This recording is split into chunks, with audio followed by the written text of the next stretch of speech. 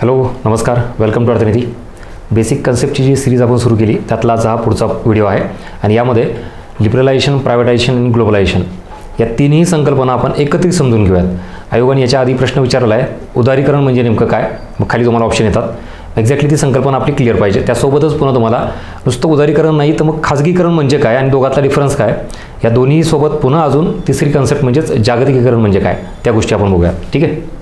आपली fast track batch सुरू होती आहे 15 जानेवारीपासून. ज्या विद्यार्थ्यांचं एकदम exam oriented to the point रिव्हिजनच्या मोडमध्ये जे आत्ता आलेले आहेत त्यांना तशी बॅच हवी आहे. त्यासाठी फास्ट ट्रॅक रिव्हिजन बॅच टाकलेली आहे.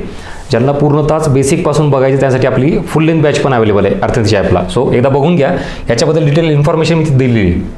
सुरू करू आपण आजचे कन्सेप्ट, लिबरलायझेशन, प्रायव्हेटायझेशन आणि ग्लोबलायझेशन.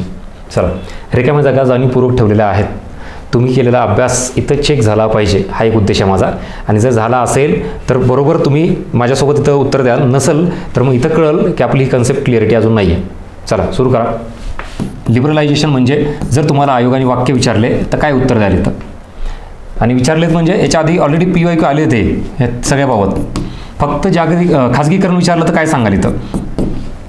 प्रश्न असा, खाजगीकरणासंदर्भात खालीलपैकी कुठले विधाने योग्य आहेत, मग निवडायची विधानं. सेम तसंच तिकडं. ह्याच्यात जर डिफरन्स करायचं तर आधी एक एक समजून घेऊ. बघा, उदारीकरण म्हणजे लिबरलायझेशन 1947 ते पुढं 1991. मुळात आपला हा टॉपिक कुठला, हा 1991चा. इथं काय झालं होतं तर वित्तीय संकट आलं होतं. म्हणजेच भारताकडं फायनान्शियल सिच्युएशन खूपच डाऊनला गेली होती. परकीय चलनसाठा एकदम तळाला गेला होता. आपल्याला आयात करायला प्रॉब्लेम येऊ लागला. म्हणून आपण मग हे सगळं परकीय चलनातील कर्ज घेण्यासाठी IMFकडे गेलो. IMFनी काही गोष्टी बदल करायला सांगितल्या, त्या आपण बदल केल्यात. पण हे जे वित्तीय संकट आलं होतं ना, ह्याच्यामागे हा बेस आहे, इथून इथपर्यंतचा हा सगळा. ह्याला म्हणायचं संरचनात्मक दोष. ऑब्व्हियसली म्हणजेच गव्हर्नमेंट पॉलिसी ही तिथं आहे. या ड्युरेशनमध्ये 47 ते 1991 एक्झॅक्टली काय झालं होतं तर इथं सरकार याबाबत धोरणाबाबत सरकारच्या खूप जास्त काय होते, बंधने होते, खूप जास्त निर्बंध होते, नियम, अटी, कायदे हे सगळं इथं पाहायला मिळालं 47 ते 1991. कोणावर हे सगळे नियम, बंधने, अटी, खाजगी क्षेत्रावर. म्हणजे एकतर खाजगी क्षेत्राला परमिशन फार कमी होती, जी काय होती त्याच्याबद्दल हे सरकार सगळे निर्णय घ्यायचे. म्हणजे कुठं मला गुंतवणूक करायची असेल, नवीन व्यवसाय सुरू करायचा असेल तर सरकारचा परवाना घ्यावा लागायचा. त्यालाच आपण लायसन्स राज म्हणतो, परवाना धोरण पद्धती.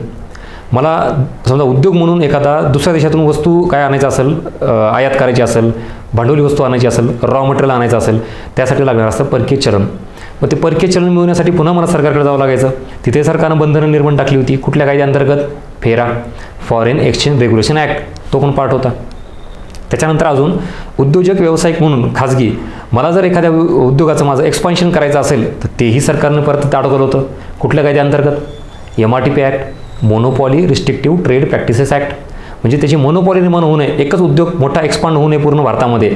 एकंदरीत काय तर ते फेरा ॲक्ट असू द्यात, MRTP ॲक्ट असू द्यात, लायसन्स राज असू द्यात, हे सगळे निर्बंध, बंधने, नियम, अटी, कायदे हे सरकारने लावले होते. कोणावर, खाजगी क्षेत्रावर.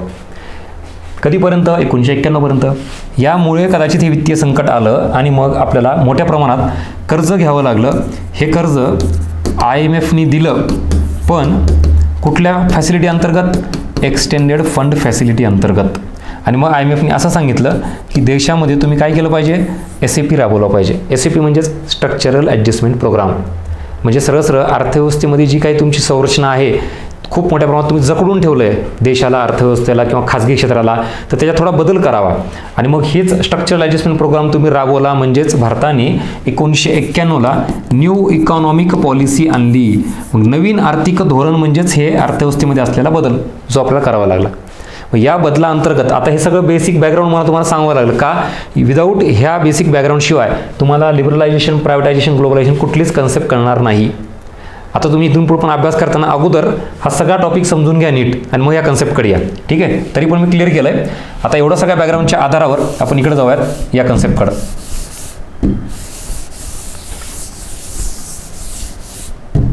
हां, IMFनी सांगितलं की तुम्ही स्ट्रक्चरल ॲडजस्टमेंट प्रोग्राम केला पाहिजे आणि आपल्याला तो नाविलाजाने ॲक्सेप्ट करावा लागला. मग स्ट्रक्चरल ॲडजस्टमेंट प्रोग्राम म्हणजे दुसरं तिसरं काही नाही, सरकारने जी लावलेली बंधनं, निर्बंध, नियम, कायदेत का ते शिथिल करणे, कमी करणे. बंधने काढून टाकणे, हा सगळा जो प्रकार असतो तो प्रकार म्हणजेच काय, उदारीकरण. म्हणजेच इथलचे कीवर्ड्स तुम्हाला लिहायचे असेल तर बंधने, निर्बंध, नियम, अटी ह्या सगळ्या गोष्टी शिथिल करणे म्हणजेच काय, उदारीकरण करणे, हे लिबरलायझेशन. म्हणजे आता तुम्ही ह्याच्यात बघितलं असेल बघा, LPG पॉलिसीच्या टॉपिकमध्ये FERA converted into FEMA, right. MRTP act converted into competition act.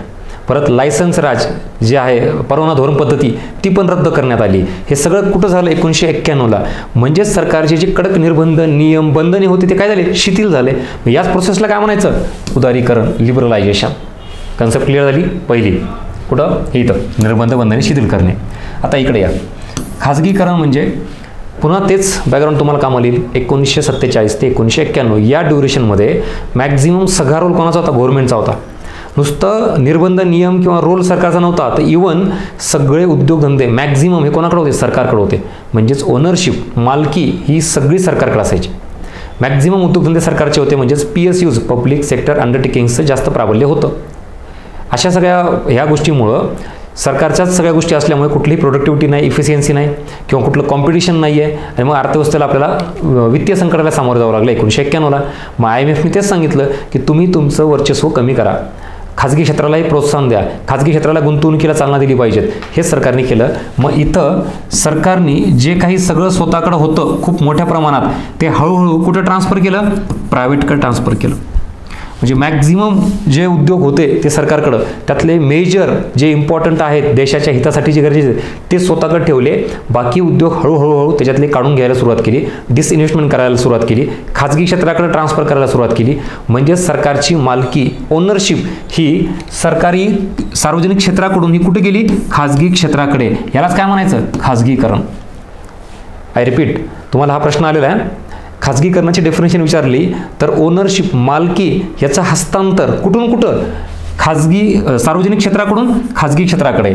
इथं मालकीचं हस्तांतर, याचा ॲरो बघा कुठं चाललाय ते, हे इथून इकडं.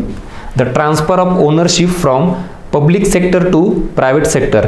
सार्वजनिक क्षेत्राकडून खाजगी क्षेत्राकडे जर मालकीचा हस्तांतर होत असेल, दॅट इज कॉल्ड ॲज खाजगीकरण किंवा प्रायव्हेटायझेशन. बस, तुम्हाला हेच खाली वाक्यामध्ये विचारलं जातं. या कन्सेप्टसोबत आता खाजगीकरण तुम्हाला लक्षात आली, उदारीकरण पण लक्षात आली. अजून एक शब्द येऊ शकतो, तो म्हणजेच निर्गुंतवणुकीकरण, डिसइन्व्हेस्टमेंट. इथून मी सरकारी याच्यातून गुंतवणूक काढून घेतोय, म्हणजेच निर्गुंतवणुकी करतोय, म्हणजे खाजगी क्षेत्राने देतोय त्याचा वाटा, म्हणजे निर्गुंतवणुकीकरण. Disinvestment is also part of privatisation. Clear. इथं काय आला प्रश्न, तर तुम्हाला आता हे पण कीवर्ड लक्षात असला पाहिजे. चलो, दोन कन्सेप्ट क्लिअर झाल्या का, उदारीकरण म्हणजे काय आणि खाजगीकरण म्हणजे काय. लास्ट, ग्लोबलायझेशन, जागतिकीकरण. उदाहरणार्थ हा आपला भारत देश आहे समजा. 1947 ते 1991 काय अवस्था होती, आपल्याला ब्रिटिशांनी फार मोठ्या प्रमाणात आर्थिक शोषण करून सोडून दिलं होतं. देशांतर्गत औद्योगिक जास्त विकास नव्हता, कृषी क्षेत्राचा विकास नव्हता, पायाभूत सुविधा विकसित नव्हत्या, गुंतवणुकीचं प्रमाण कमी, सगळं निगेटिव्ह अँगल होता. अशा परिस्थितीत आपल्या देशाच्या अर्थव्यवस्थेला चालना दिली पाहिजे. म्हणून सरकारने काय केलं, दुसऱ्या देशातून येणाऱ्या वस्तू किंवा आयात याच्यावर निर्बंध होती, बंधने होती. आयात कर जास्तीचा लावला होता. का बरं, आपल्याला आपली डोमेस्टिक इंडस्ट्री प्रोटेक्ट करायची होती ना. कारण ब्रिटिशांनी अशा परिस्थितीत सोडून दिलं होतं, आता आपल्याला ग्रो करावं लागेल. म्हणून 1947 ते 1991 पर्यंत आयातीवरची बंधने जास्त होती, आयात कर जास्त होता. कारण आपल्या वस्तू विकल्या गेल्या पाहिजेत, तिकडून आलेल्या वस्तू आपल्या देशातील उद्योगांना कॉम्पिटिशन निर्माण करायला नको, म्हणून तो मुद्दा. सेम हे झालं वस्तूंचं. दुसरं, गुंतवणूक. दुसऱ्या देशातून मोठ्या मोठ्या MNCs जर भारतात आल्या तर आपले उद्योग टिकतील का. त्यांच्याकडे असलेलं कॅपिटल, त्यांच्याकडे असलेलं टेक्नॉलॉजी आपल्याकडे तर नाहीच, तुलना होऊ शकत नाही. म्हणून पुन्हा सेम परकीय गुंतवणुकीवरही बंधने होती, निर्बंध होती, सहजासहजी करता येत नव्हती. ह्याचं सुद्धा कारण काय होतं, बिकॉज ऑफ डोमेस्टिक इंडस्ट्रीला प्रोटेक्शन देणं. आपण आपल्या अर्थव्यवस्थेला हे करू आणि मग पुढे जाऊ. हे कधीपर्यंत झालं, 1947 ते 1991. पण ह्या सगळ्या गोष्टीमुळे याला आपण बंदिस्त अर्थव्यवस्था म्हणतो बघा, क्लोज्ड इकॉनॉमी. ह्याचा निगेटिव्ह परिणाम झाला अर्थव्यवस्थेवर.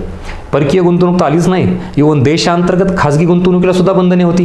म्हणून खाजगी गुंतवणूक कुठेही झाली नाही, देशाचा विकास झाला नाही, गुंतवणूक नाही वाढली, औद्योगिकरण नाही, रोजगार निर्मिती नाही. असे सगळे निगेटिव्ह पॅरामीटर बघून मग 1991ला वित्तीय संकट आलं. त्याच्यानंतर मग IMFने आपल्याला जे सांगितलं की तुम्ही बदल करायला पाहिजे आणि हे सगळं जे ना बंधनं निर्बंध कमी करायला पाहिजे. म्हणून आपण हे जे ना परकीय व्यापाराबाबतची बंधनं निर्बंध होती ती 1991 नंतर आपण खुली केली. त्यालाच आपण खुली अर्थव्यवस्था म्हणतो. एक तुम्ही वाक्य वाचलं असेल बघा, 1991 नंतर भारतीय अर्थव्यवस्थेचा प्रवास हा खुल्या अर्थव्यवस्थेकडे होतो, ओपन इकॉनॉमी. म्हणजे आता आपण दुसऱ्या देशातून येणाऱ्या वस्तू अडवू शकत नाही, दुसऱ्या देशातून येणारी गुंतवणूकही अडवू शकत नाही. म्हणून 1991 नंतर परकीय गुंतवणुकीला परमिशन दिली, FDI मोठ्या प्रमाणात वाढली, दुसऱ्या देशातील वस्तू इझिली आयात करू शकत होतो. म्हणजे हे फक्त वस्तूपुरतंच मर्यादित नव्हतं. हा जो सगळा प्रकार होता ना, इथं वस्तू असेल, सेवा असेल, भांडवल म्हणजेच गुंतवणूक असेल, त्याच्यानंतर तंत्रज्ञान असेल, त्याच्यानंतर श्रम, इथं श्रम, हे एकंदरीत एवढे सगळे घटक भारतात येऊ शकतात, भारतातून जाऊ शकतात. त्यालाच आपण इनफ्लो आणि आउटफ्लो म्हणतो. ह्या सगळ्यांचा PYQ आलेला आहे प्रश्न ह्याच्यावर. हे सगळे अशा ऑप्शनमध्ये आयोगाने टाकले होते. म्हणजेच तुम्हाला जर जागतिकीकरण संकल्पना समजून घ्यायची असेल तर एवढ्या सगळ्या वस्तूंचा, एवढ्या सगळ्या घटकांचा देशामध्ये मुक्त प्रवेश असणे आणि देशाच्या बाहेर तिकडे मुक्त प्रवेश असणे, कुठलंही परकीय व्यापारावर निर्बंध, बंधने, हस्तक्षेप सरकारने केलं नाही पाहिजे. त्यालाच आपण जागतिकीकरण म्हणतो, globalisation. This is all about 3 basic concept regarding LPG topic, liberalisation, privatisation, globalisation. कसा वाटला कंटेंट, व्हिडिओ? होप सो तुमच्यापर्यंत पोहोचल्यात. तुम्ही पुस्तकात आजपर्यंत कन्सेप्ट वाचले असतील, पण तुम्हाला त्याच्या बॅकग्राऊंड बेसिक गोष्टी माहिती असणं अपेक्षित होतं. तरी मी ते इथं क्लिअर केलं आणि त्याच्या बेसिसवर मग 3 कन्सेप्ट क्लिअर केल्या. आता येणाऱ्या परीक्षेत तुम्हाला आयोग कुठलीही एखादी डेफिनेशन विचारतं तर तुम्हाला हे सांगता आलं पाहिजे. बस ऑप्शनमध्ये तुम्हाला कीवर्ड शोधायचे. इतरचे बंधनं, निर्बंध दूर करणे म्हणजे उदारीकरण, मालकी, ओनरशिप याचं ट्रान्सफर म्हणजे खाजगीकरण, आणि एक्झॅक्टली परकीय व्यापार संदर्भात आहे. आयात निर्यात सुलभ करणे, परकीय गुंतवणूक सुलभ करणे, परकीय गुंतवणुकीवरचे आयातीवरचे निर्बंध कमी करणे, हे सगळं कशात येतं? जागतिकीकरणामध्ये. अशा पद्धतीनं हा झाला आपला आजचा concept. So mention your feedback in comment box आणि नक्की लाईक करा व्हिडिओ आवडला असेल तर. इथं तुमच्यासमोर दिसतं याच्यानंतरचे जे काही पॉईंट्स चालू आहेत आपले ते असेच कंटिन्यू राहतील. Video series regarding concept, facts किंवा MCQ ॲप्रोचबद्दलही तुम्ही चांगला रिस्पॉन्स दिलेला आहे, तेही नक्की कंटिन्यू असेल. आपल्या ऑनलाईनच्या विद्यार्थ्यांसाठी जे पुण्याच्या बाहेर आहेत तर रेकॉर्डेड बॅच आहे, जी की फुल लेंथ बॅच पण आहे, ज्यांना बेसिकपासून सगळंच करायचं आहे. आणि आत्ता जी आपण नवीन नुकतीच लॉन्च करतोय, जी सोमवारपासून स्टार्ट होती आहे, ती सुद्धा ऑफलाईन ऑनलाईन दोन्ही असेल. Revision fast track batch. So आवर्जून त्याच्याबद्दलची काही इन्फॉर्मेशन असेल तर तुम्ही बघू शकता आणि बॅच जॉईन करा नक्की. हे आपलं बुक आहे इकॉनॉमिक गाईड, जे की आता बऱ्यापैकी महाराष्ट्रात सगळीकडं हे पसरलं आहे आणि तुमचे फीडबॅक येत आहेत. आवर्जून ज्यांनी कोणी बघितलं नसेल तर एकदा बुक सेंटरला बघून घ्या. तुम्हाला 2024साठी हे अत्यंत उपयुक्त असेल. त्याच्यामध्ये करंट, फॅक्ट्स, त्याच्यानंतर कन्सेप्ट आणि गव्हर्नमेंट स्कीम अशा सगळ्या गोष्टींचा तिथं आढावा घेतलेला आहे. ठीक आहे, चलो. So thank you so much for this video. भेटू परत नवीन कन्सेप्टसोबत नवीन व्हिडिओमध्ये. थँक्यू.